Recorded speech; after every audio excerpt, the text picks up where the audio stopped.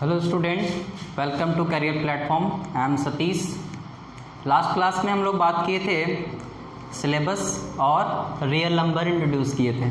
Real number आपको exercise में आपको लास्ट क्वेश्चन एक दिए थे, थर्ड क्वेश्चन होमवर्क के तौर पर। आज उसको हम यहाँ सॉल्व करेंगे, है ना। आज कोशिश करेंगे एक्सरसाइज को कंप्लीट करने का। थोड़ा टिक या पोच है, वीडियो को लास्ट तक देखिएगा, देखना। बाय अप्लाइंग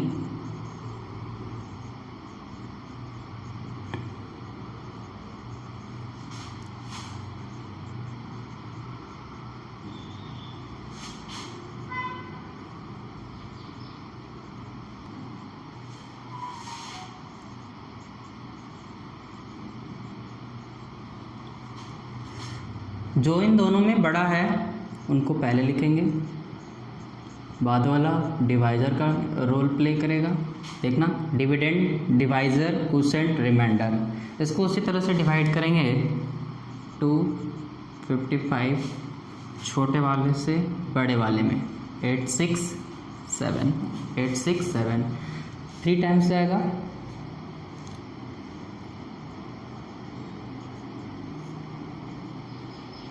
वन जीरो कितने बार यहाँ इसका किस्वन कितने बार गया? 3 टाइम्स, तो इसका 3 क्वोशिएंट है, क्वोशिएंट 3। रिमाइंडर कितना आया? 102।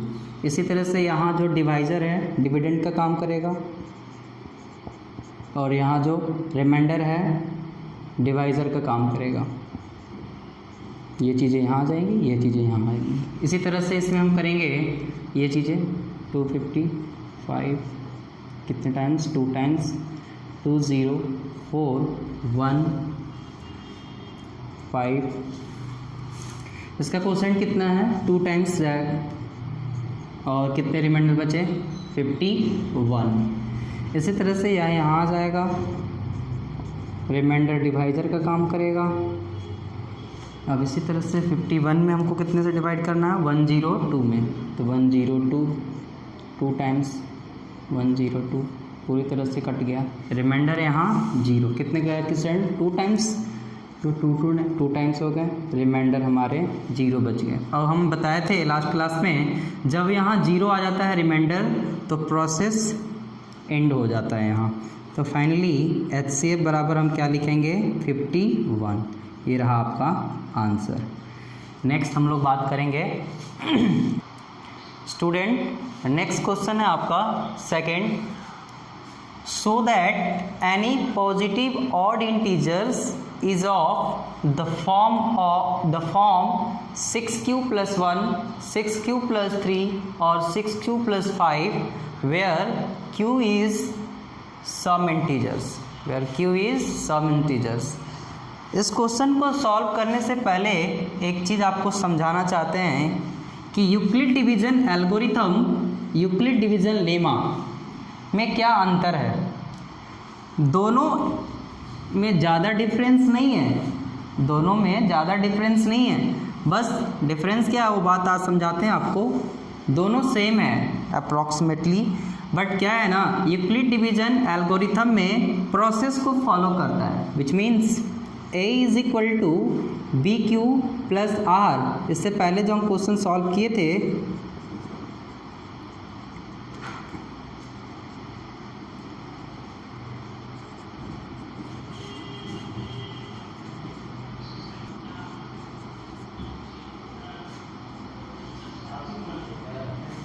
इस तरह से, यूक्लिड डिवीज़न एल्गोरिथम में क्या है कि हम देखना एक चीज़ों को प्रोसेस वे में गए हैं। इस तरह से प्रोसेस मेंटेन कर रहा है, जब प्रोसेस मेंटेन करना हो तब वहाँ लिखेंगे यूक्लिड डिवीज़न एल्गोरिथम।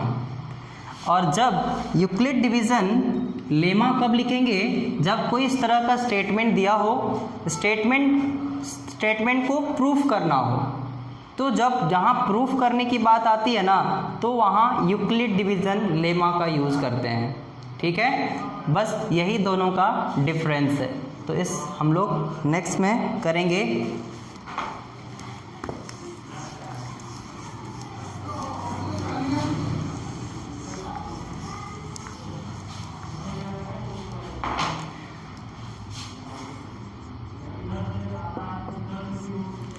स्टूडेंट इसको देखिएगा, इसको सॉल्व करते हैं। Let a b any positive integer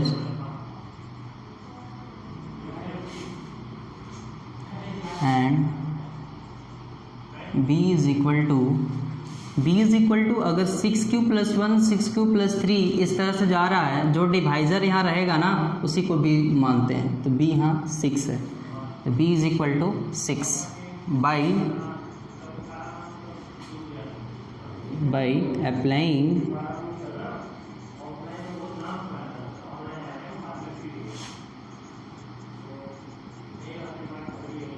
Euclid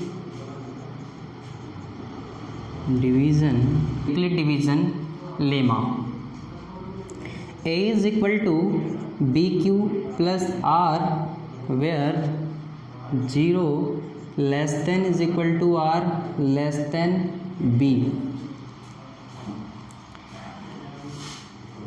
a is equal to b कितना माने थे, लेट कितना किए थे 6q plus r 0 less than equal r less than और b इक्वल टू 6 रख देंगे इसको, ठीक है। दूसरा वेयर सो पॉसिबल रिमाइंडर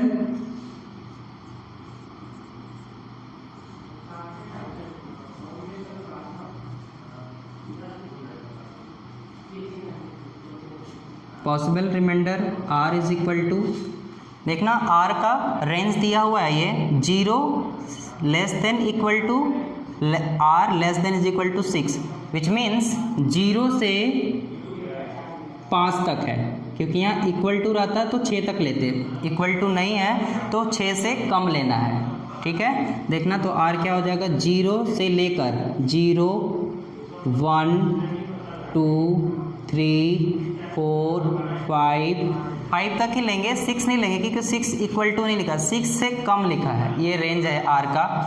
हम यहाँ पॉसिबल रिमाइंडर लिख लिए, तो इसको हम इक्वेशन 1 ले लेंगे।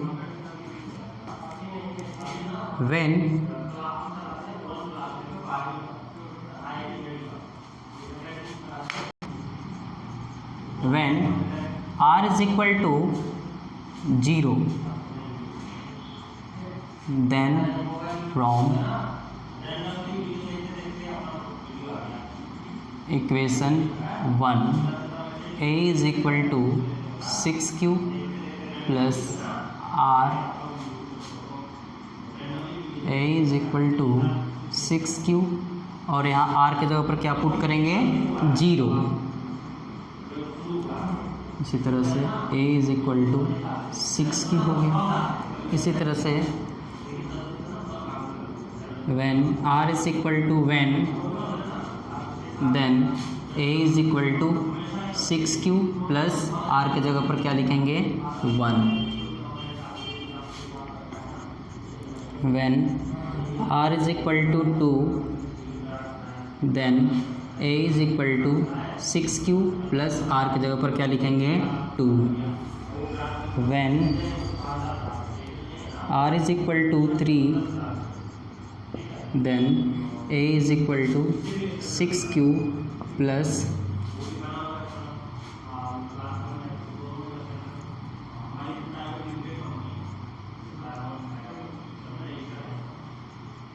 3q plus 1।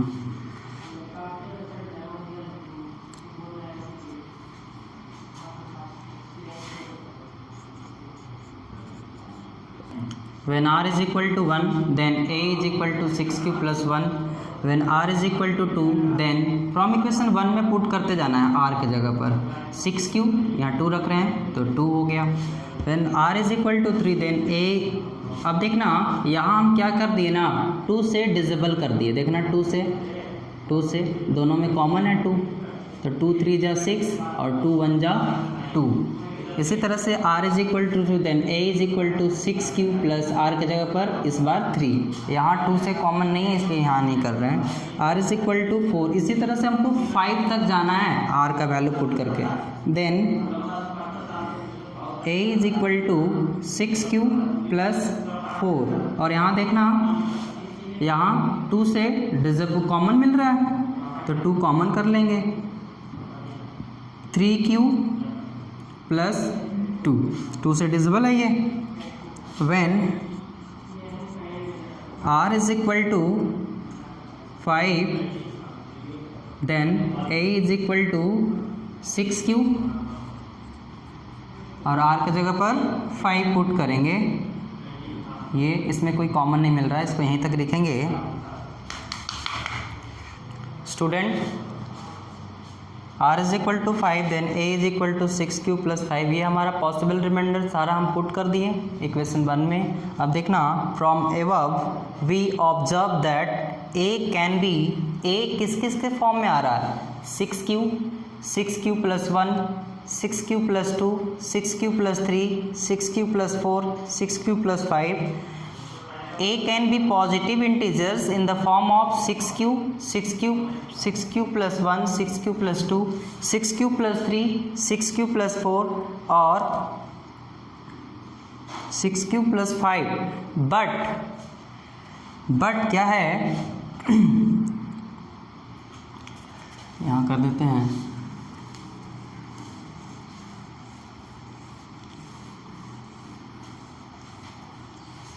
but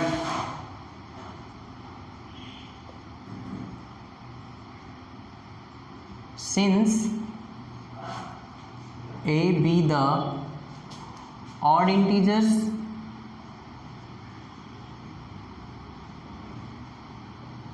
positive integers,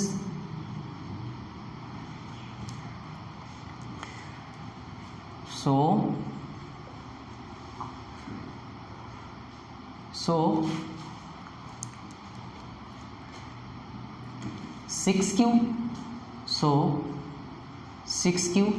6q plus 2 और 6q plus 4, 6q plus 4 are even positive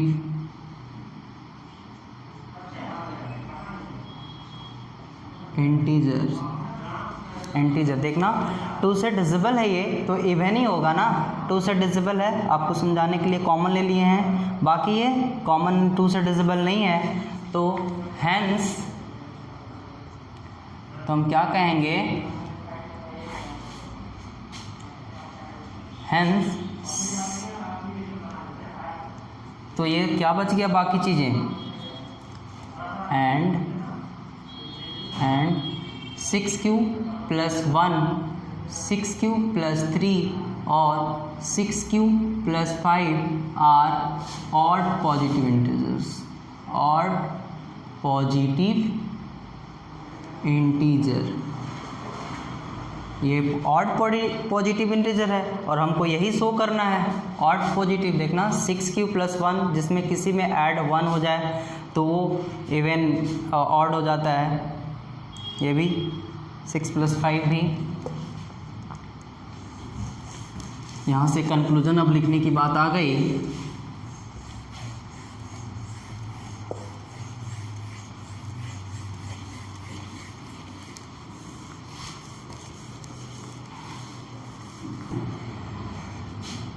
Any odd positive integers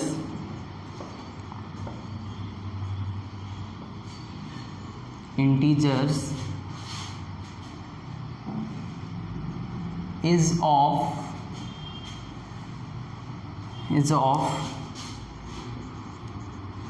the form 6q plus 1, 6q plus 3 और 6q plus 5 where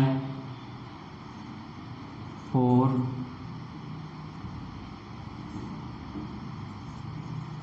where q is the sum, q is the sum integers, q is where q is for some integers, that's all. इस तरह से ये बनेगा। Finally हम लिखेंगे any odd positive integers is of the form 6q + 1, 6q + 3, 6q + 5 where q is for some integers. हमने यहाँ बताया है कि 6q + 1, 6q + 3 और 6q + 5 क्या है, ऑड पॉजिटिव इंटीजर्स। यही सॉल्व करना था। नेक्स्ट क्वेश्चन हम लोग करते हैं, question number 3। Student next question है आपका question number 3। An army contingent of 616 members is to march, 2 groups are to march in the same number of columns। Student next question है an army contingent of 616 member is to march behind an army band 32 members in a parade। The 2 groups are to march in the same numbers of columns। What is the maximum number of column in which they can march? बोल रहा है कि पूरे army contingent में 616 members हैं मार्च करने के लिए पैरेड में, ठीक है। उसमें एक ग्रुप में 32 मेंबर्स हैं, है ना, 32 मेंबर्स हैं आर्मी बैंड्स एक पैरेड में, और टोटल मेंबर्स कितने हैं 616 मेंबर्स। तो ये बोल रहा है मैक्सिमम नंबर ऑफ कॉलम कितना बनेगा, एक कॉलम में 32 होने चाहिए मेंबर्स, तो उसमें मैक्सिमम नंबर ऑफ कॉलम कितना होगा वो पूछ रहा है। देखना solutions. The maximum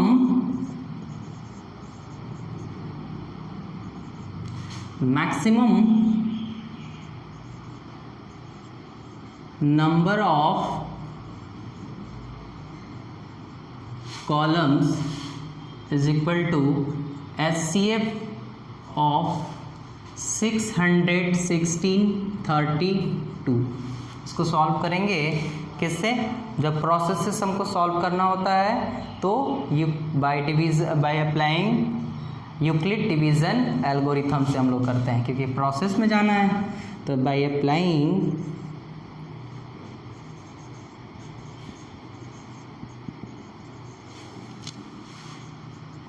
Euclid division algorithm,